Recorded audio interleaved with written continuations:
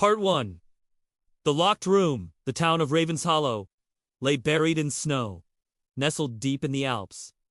On a cold December morning, the church bells rang not for celebration, but for death. Lord Alistair Sinclair, a renowned historian, was found dead inside his private library. The door had been locked from the inside. Detective Evelyn Hart, recently arrived from London, was summoned by the local police. She had seen strange cases before, but this one felt different.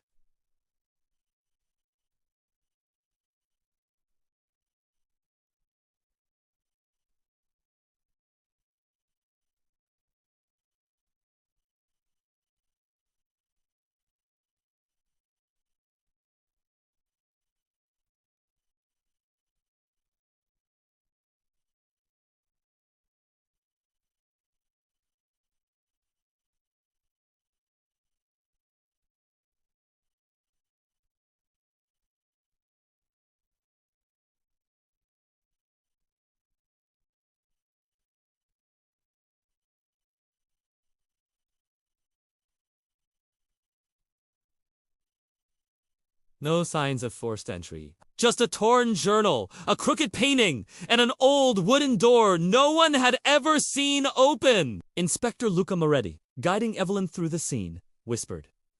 He locked the door himself. We had to break it down. No one else was in the house. Evelyn stepped into the library. Dim light filtered through the frosted windows, casting shadows on ancient bookshelves. On the desk, a cup of tea still steamed faintly. She leaned over the journal. The last page torn, but one faded line remained. The door watches, it remembers. She turned to the crooked painting. A forest scene, eerie and silent. In the center stood a wooden door, freestanding among the trees. No path, no people, just darkness. Evelyn asked Luca, "Has anyone seen this painting before?" He shook his head. No, it's not listed in his estate records. While inspecting the room, Evelyn discovered a narrow gap behind the bookshelf, leading to a hidden alcove. Dust marked the outline of a missing box. Someone had been here. But how? As she prepared to leave, Evelyn glanced once more at the door in the painting. For a moment, she felt it staring back. Part 2! Echoes in the chapel snow blanketed the roof of St. Elric's Chapel, the oldest church in Raven. Evelyn Hart stood before its heavy wooden doors, gazing up at the moss-covered bell tower. She had followed a clue from Lord Sinclair's journal. A cryptic note referencing a ritual in the dark, held here in 1972. Inside, colored light filtered through stained glass windows, casting eerie patterns on the stone floor. A lone figure in a black robe dusted the altar. Father Thomas, the last remaining priest from that era. Did Lord Sinclair ever come here? Evelyn asked. Father Thomas paused, his eyes distant. He came often, but not to pray. Evelyn showed him the painting from the library, the wooden door in the forest. Father Thomas studied it silently, then murmured, "That door once existed, but not in this world." He spoke of an ancient sect called Ordinum Umbri, the Order of Shadows, which operated secretly within the chapel. They believed they could access forgotten memories through sacred rituals. In 1972, a child vanished during one such ceremony. No body was found.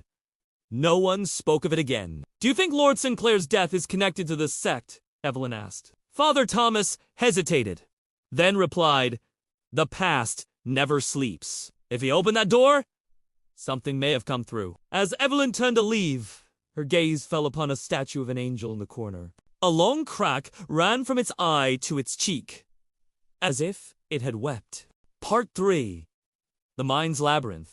Evelyn Hart returned to the Sinclair estate at dusk. The fading light spilled through stained glass windows, casting golden hues on cold stone walls. She carried a medical file, a copy from the psychiatric clinic of Dr. Elise Fontaine, who had treated Lord Sinclair in his final months. In the notes, Elise had written, "Patient exhibits memory distortion.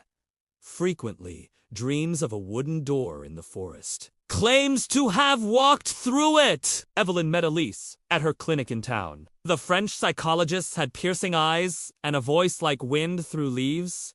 He wasn't delusional, Elise said. He remembered things that weren't his. Elise explained that Lord Sinclair had drawn dozens of diagrams. Rooms without exits. Spiraling corridors and a strange symbol. A circle enclosing an eye. He believed in a labyrinth of memory that existed between the real world and the forgotten. Did he mention any cults? Evelyn asked. Elise nodded. Ordinum! Umbri! He said. They opened the door, and the memories came flooding in. As Evelyn left the clinic, she received a call from Inspector Luca Moretti. A new witness had surfaced. Agnes Keller, the former housemaid of the Sinclair family. But Agnes had suffered memory loss after a mysterious accident 20 years ago. Evelyn visited the nursing home where Agnes now lived. The elderly woman sat by the window, eyes distant. When Evelyn showed her the painting of the wooden door, Agnes trembled and whispered, "Don't open it. Don't let it see you." The room fell silent. Evelyn felt as though she was standing at the edge of a labyrinth. Not made of stone, but of memories, dreams, and things never spoken aloud. Part 4. The Portrait of Lies. Evelyn Hart visited Margot Sinclair on a cold, rainy afternoon. Her cottage sat at the edge of town, wrapped in ivy and mist. Margot, the only living relative of Lord Alistair Sinclair, was a reclusive painter, rarely seen since her grandfather's death. Margot's studio was filled with canvases, dense forests, blurred faces, and one large painting covered by a black cloth. Evelyn asked, "Did you paint this?" Showing her the image of the wooden door from the library.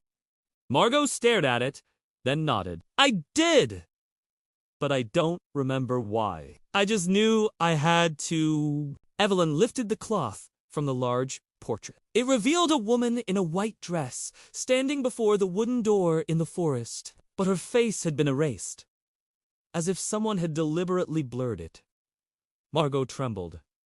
"I see her in my dreams. Every night!" She stands there, silent, watching me. And behind her, there's singing. Evelyn asked, "Have you ever heard that song in real life?" Margot shook her head. "No, but I painted it." She led Evelyn to a corner of the room where an abstract canvas hung. It wasn't a painting, but a visual representation of sound. Waves, pulses, and strange symbols. Elise Fontaine had said Lord Sinclair was haunted by sound. Evelyn realized. This was a sound map. Evelyn photographed the image and prepared to leave. As she stepped outside, a faint melody drifted from behind. Wordless, haunting, familiar. She turned, but Margot had already closed the door. Part 5. The fire beneath the snow the next morning. Fire alarms echoed through the town of Ravens. The old library keeper of centuries of history was ablaze. Evelyn Hart rushed to the scene, where firefighters battled flames amid falling snow. Inspector Luca Moretti stood outside, tense. Someone set this fire, and they knew exactly what to burn. The damage was concentrated in the basement.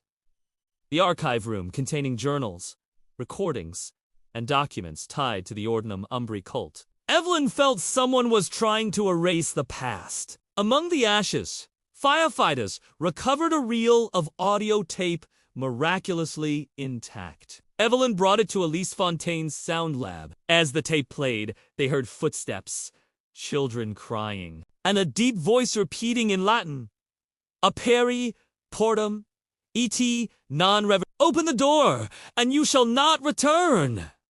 Elise shivered. It's a memory summoning ritual.